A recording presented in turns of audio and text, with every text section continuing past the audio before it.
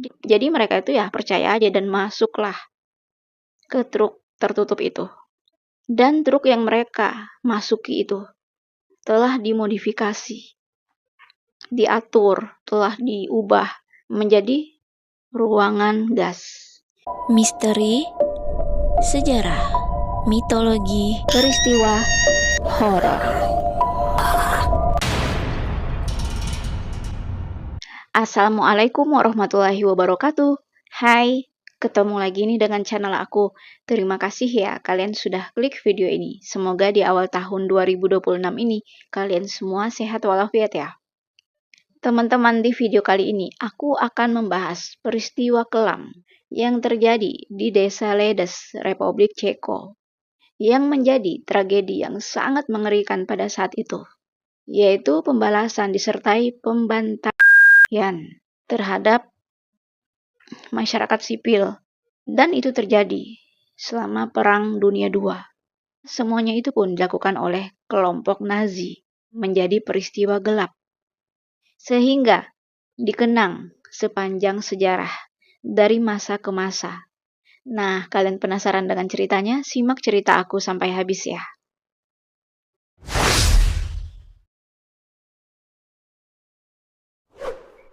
Pada 27 Mei tahun 1942, seorang pejabat tinggi Partai Buruh Jerman Sosialis Nasional, organisasi politik yang berkuasa di Jerman, dari tahun 1933 sampai tahun 1945, yaitu Reinhard Heydrich, yang menjabat sebagai kontraktor Bohemia dan Moravia, bahkan menjabat sebagai salah satu arsitek Holocaust. Pada saat itu teman-teman, Heydrich mendapatkan serangan dari anggota prajurit perlawanan Cekoslowakia yang dilatih dari Inggris di Praha. Akibat serangan dari prajurit Ceko itu teman-teman, akhirnya Heydrich ini meningsoy teman-teman pada 4 Juni tahun 1942. Setelah meningsoynya Heydrich ini, ada seorang pemimpin rezim Nazi Jerman yang bernama Adolf Hitler. Dia memerintahkan teman-teman pembalasan yang sangat kejam atas kematian Heydrich dan menghendaki agar desa yang diduga terkait meningsoynya Heydrich ini harus dibasmi, harus dihilangkan. Ya, salah satu desa yang terkait dengan pembunuhan Heydrich akan dihabiskan atau diratakan sampai benar-benar nggak ada lagi bentuknya. Jadi warga sipil yang ada di desa itu harus dimusnahkan. Sasaran utama teman-teman yaitu Desa Ledes dan Desa Lezaki.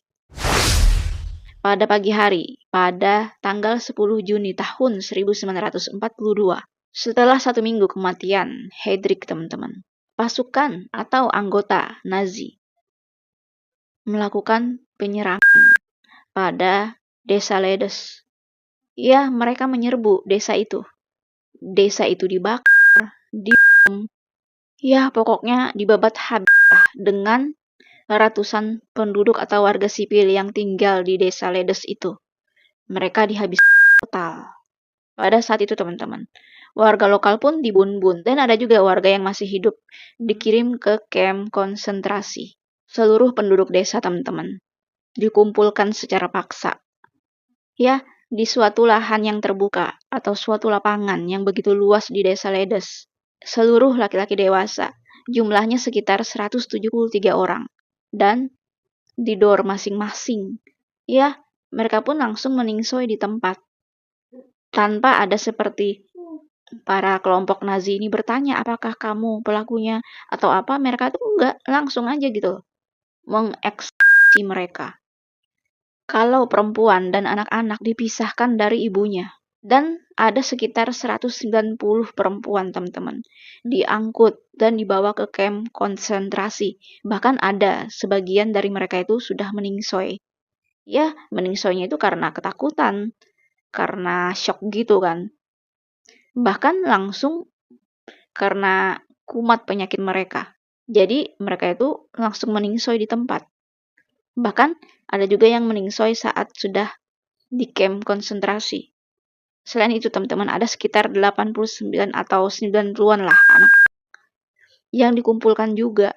Mereka pun dibawa ke sekolahan di kota terdekat Klano sebagai tempat penahanan sementara.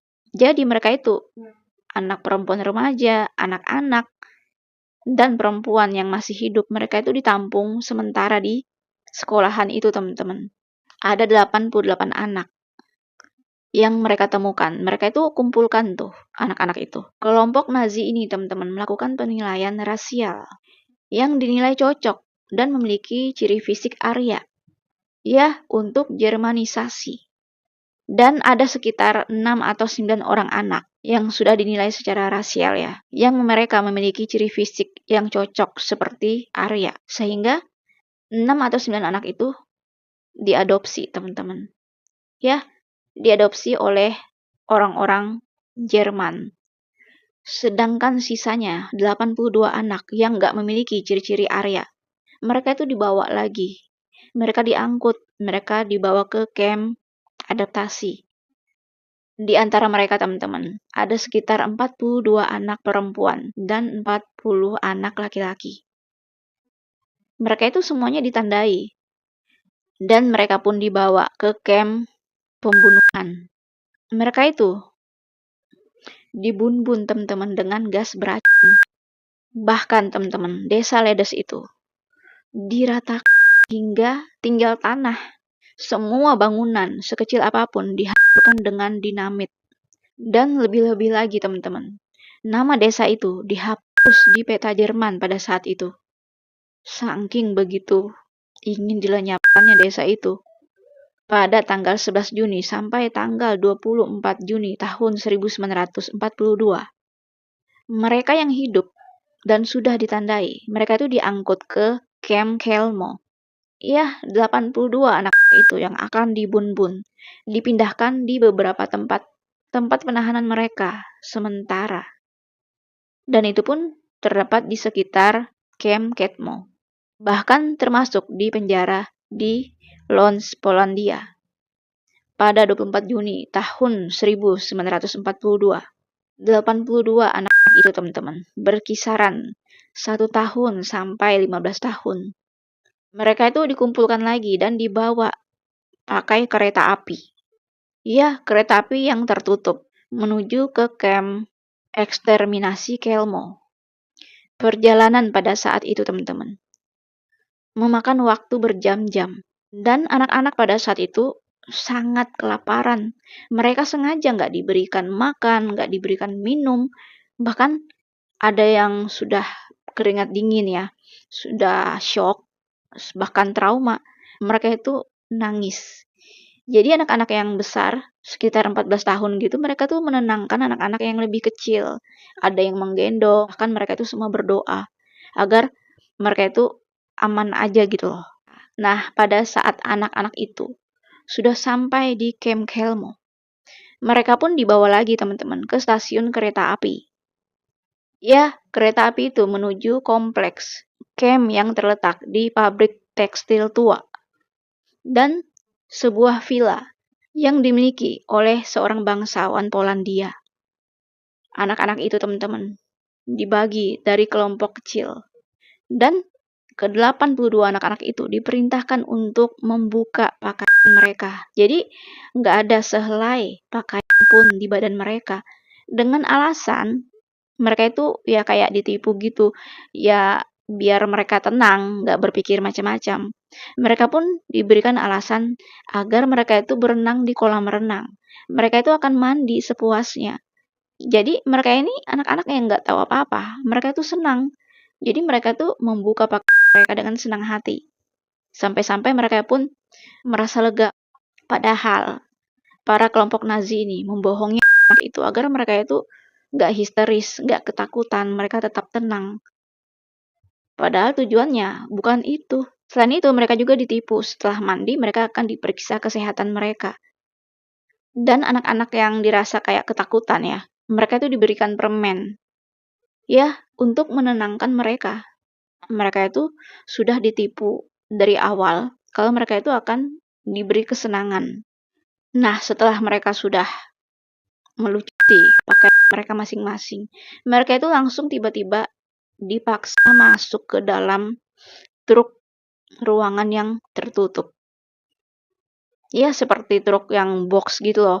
Tahu kan, truk yang box kotak gede itu. Biasanya kan orang-orang ngantar barang ekspedisi gitu ya. Ya, seperti itu. Anak-anak semua yang sudah dihitung beberapa orang gitu, yang dirasa muat tanpa harus berdesakan gitu. Mereka pun dipaksa masuk ke truk itu. Dan para kelompok Nazi ini mengatakan kalau mereka akan dibawa ke suatu tempat lagi, akan berpindah tempat. Nah, sebagian dari mereka ini merasa bingung kenapa kok mereka tanpa pakaian. Mereka kan disuruh mandi, tapi ujung-ujungnya kok disuruh naik lagi dan dipindahkan ke tempat lain.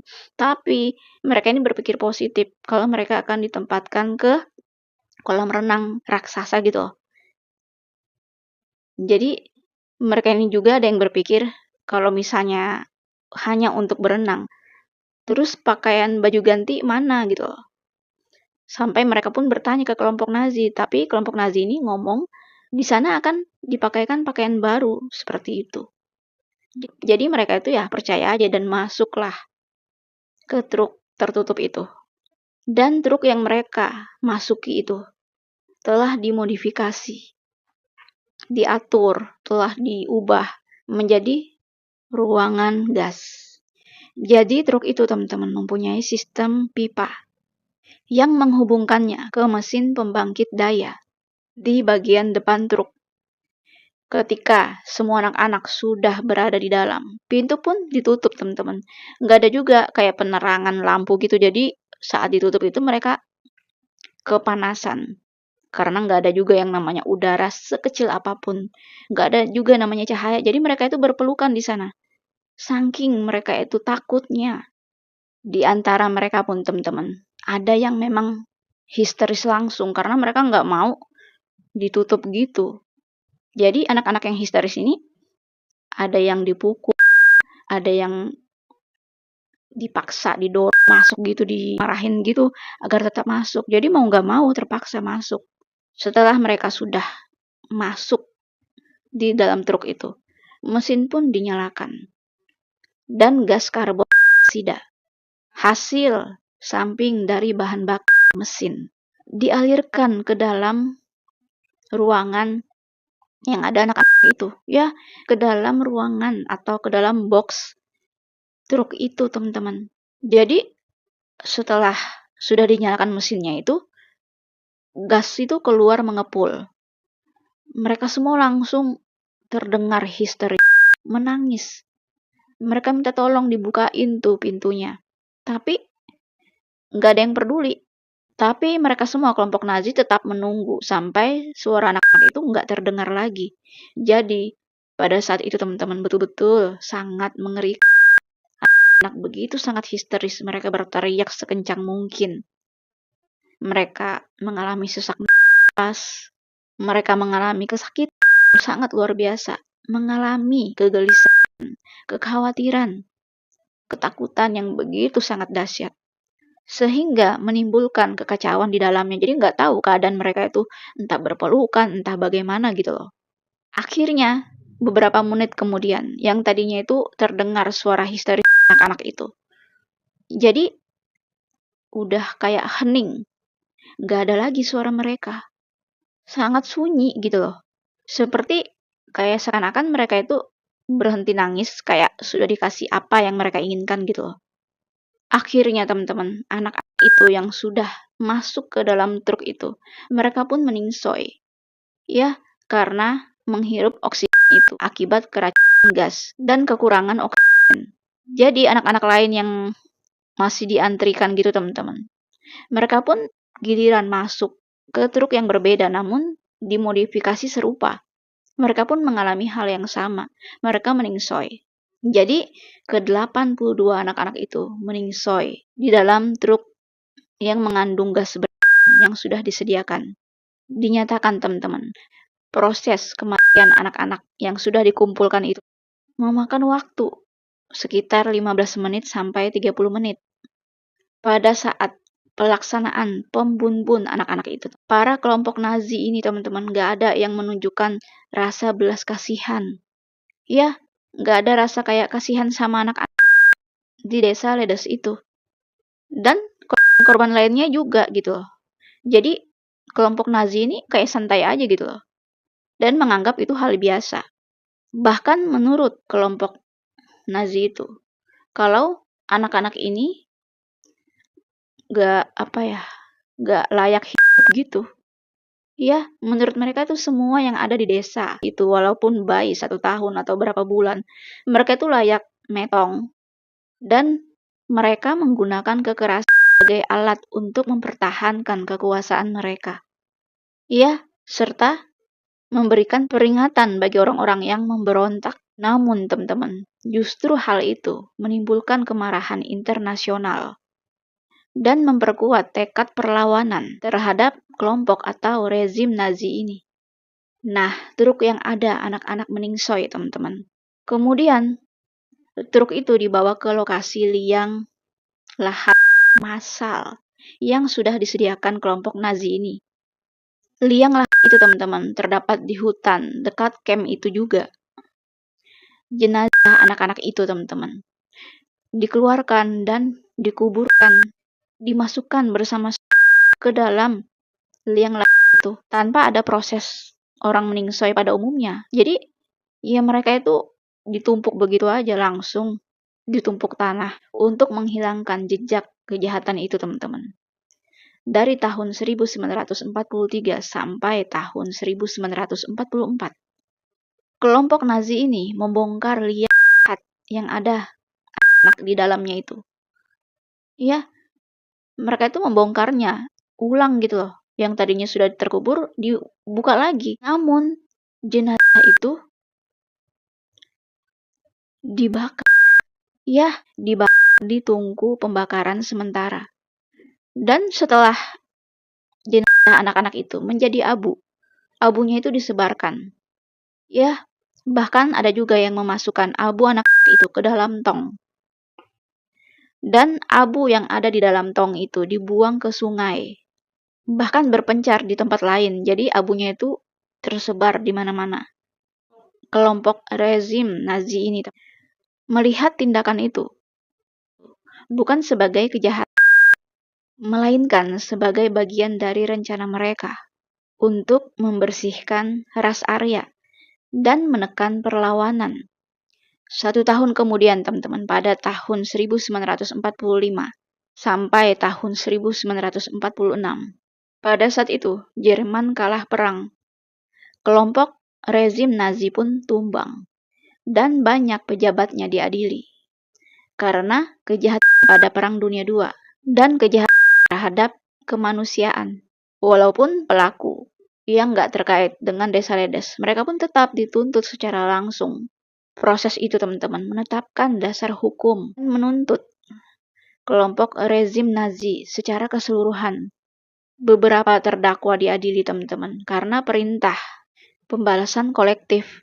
Ada beberapa terdakwa kelompok Nazi diadili, seperti yang terjadi di desa Ledes pada tahun 1946 sampai tahun 1948. Pengadilan lokal di Ceko. Para pelaku yang langsung terlibat dalam penyerangan di desa Ledes, semua pun ditangkap dan langsung diadili. Ya, dihukum metong. Otto Recher sebagai komandan pasukan rezim Nazi yang menyerang langsung desa Ledes. Dia pun langsung didor metong, teman-teman. Ya, dan itu terjadi pada tahun 1946. Sebelumnya itu dia dihukum, dimasukkan sel, dan dinyatakan memang benar-benar bersalah. Walter Bierkamp yang bertanggung jawab atas pemisahan anak-anak dengan ibunya. Dia itu diadili di Polandia, teman-teman. Akhirnya dia pun didor metong pada tahun 1948. Sedangkan beberapa orang yang terlibat dalam pengangkutan anak-anak itu dan melakukan pembunuhan anak-anak itu di Camp Kelmo, mereka semua dituntut di pengadilan lokal Polandia. Nah, pada tahun 1960-an sampai tahun 1980-an, Banyak banget teman-teman, pelaku dari kelompok rezim Nazi ini menyembunyikan identitas mereka yang asli. Setelah perang, mereka itu tinggal di negara lain, jadi mereka itu lolos gitu loh. Jadi nggak semua para pelaku itu berhasil ditangkap atau diadili, karena banyak yang sudah meningsoy dan nggak teridentifikasi secara pasti. Setelah Perang Dunia II berakhir, teman-teman, Desa Ledes ini pun dibangun kembali. Iya, namun di lokasi baru, yang lokasinya itu berjarak 1 kilometer dari lokasi aslinya. Tempat lama atau tempat aslinya Desa Ledes itu dijadikan taman, teman-teman. Taman peringatan untuk mengenang para korban. Nah, dampak dari peristiwa itu pada masyarakat lokal, banyak keluarga yang terpisah, dan banyak juga keluarga yang kehilangan anggota keluarganya, bahkan meninggalkan trauma yang begitu berkepanjangan. Ya, trauma itu bagi korban dan keturunannya. Komunitas lokal juga, teman-teman, harus menghadapi tantangan untuk membangun kehidupan kembali dan identitas mereka. Setelah bertahun-tahun, teman-teman, pasca perang itu, pada saat itu suasananya itu terdapat kesedihan yang sangat mendalam, namun juga tekad untuk mengenang para korban. Bahkan mereka pun berharap dan berupaya mencegah peristiwa serupa itu terjadi lagi gitu loh.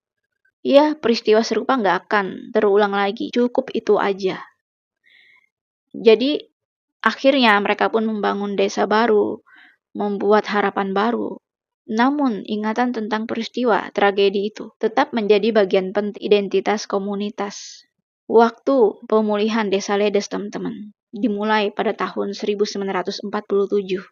Dan secara bertahap berangsur pulih. Perjalanan untuk kembali ke kondisi normal memakan beberapa dekade. Pada awalnya, pembangunan rumah-rumah dan infrastruktur dasar menjadi prioritas utama. 3 tahun kemudian itu, teman-teman, pada tahun 1950-an, Desa Ledes mulai memiliki kehidupan bermasyarakat yang baru. Nah, pada tahun 1969, yaitu pada 20 tahun kemudian, pematung Mary Ancitilova, atau saya sebut Mary ya, dia itu tergerak oleh tragedi yang terjadi di Desa Ledes. Dan Mary ini memutuskan untuk membuat patung dari perunggu yang menggambarkan 82 anak-anak korban itu. Proses pembuatan patung perunggu, teman-teman, tentang 82 anak itu memakan waktu 2 dekade. Selama ini, teman-teman, ribuan orang dari seluruh dunia mengunjungi ateliernya. Dan mereka semua secara spontan menyumbangkan dana atau mengumpulkan dana untuk mewujudkan proyek pembuatan patung perunggu itu dengan sangat sempurna. Pada tahun 1989, pematung Mary ini, teman-teman, dia menyelesaikan karyanya dalam bentuk plester. Namun dia nggak melihat dana dari sumbangan orang-orang yang berkunjung itu. Dan ada 3 patung pertama yang terbuat dari plester dan perunggu. Itu pun dari dananya. Ya, dari dananya sendiri. Sayangnya, teman-teman, pada beberapa bulan, pematung Mary ini pun meningsoy. Ya, meningsoy pada musim gugur di tahun 1989. Ya, di tahun yang sama. Bahkan dia pun belum melihat patungnya itu dipasang di Desa Ledes. 1 tahun kemudian pada tahun 1990, suaminya Mary itu, yaitu J.V. Ham, dia itu langsung melanjutkan pekerjaan itu. Ya, cita-cita pematung Mary istrinya untuk menyelesaikan dan membuat patung perunggu anak-anak korban itu, teman-teman. Pada 5 tahun kemudian, yaitu pada musim semi tahun 1995, fondasi konkrit berlapis marmer dibuat, teman-teman, di lokasi yang sudah ditandai. Dan itu pada musim panas.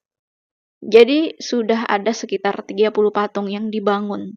Ya, 30 patung anak korban itu. Dan itu pun pertama kali patung itu dipasangkan pada tahun 1996 sampai tahun 2000.